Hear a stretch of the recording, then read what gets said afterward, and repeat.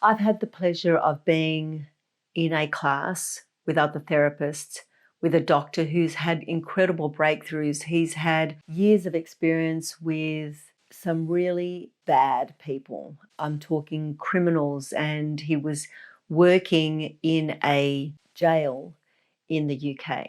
And his therapy has had so much transformation and so much contradiction as well in his industry. But I know that what he does has been incredible for my clients and for myself. We've all known that Erickson, who was famous in the way he treated people, but Dr. Bob has amazing, incredible experience and has had transformations that has been wonderful for his clients, really changed their lives. He has spoken about trauma with clients that he's had, and what he's shown his clients and what he's shown students like myself and other therapists, that even though your client has spoken about a trauma,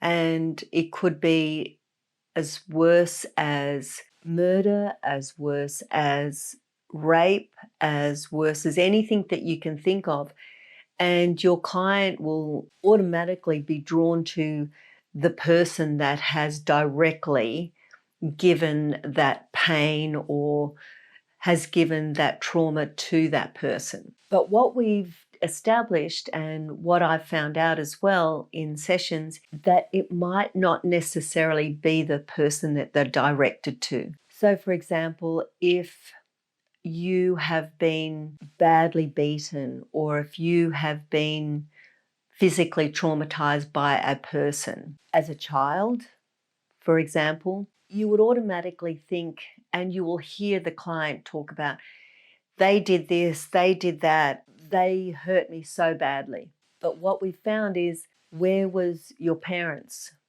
Where was the person that was supposed to protect you at the time? Where was your partner? Where was the person that your client felt so safe with, that they don't clear that up? They actually don't get to talk about the person that they expected to be there at that time to protect them, to love them, to make them feel safe.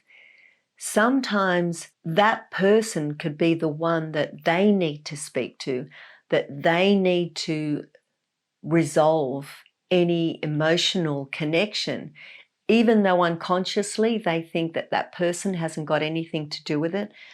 You really don't know how much of an effect that can be on your client. Yes, the person that has directed that physical, emotional trauma, but trauma can be from anywhere in the aspect of your client's life. We really don't know. So I've always said, don't assume. Don't assume that it's just the person that they're directed to. Don't assume that your client thinks that it's not that person. Don't assume that that emotion is what you need to deal with. No, it can go anywhere. So what we've found is that don't neglect the person that your client had relied on. Don't assume that there is no connection there.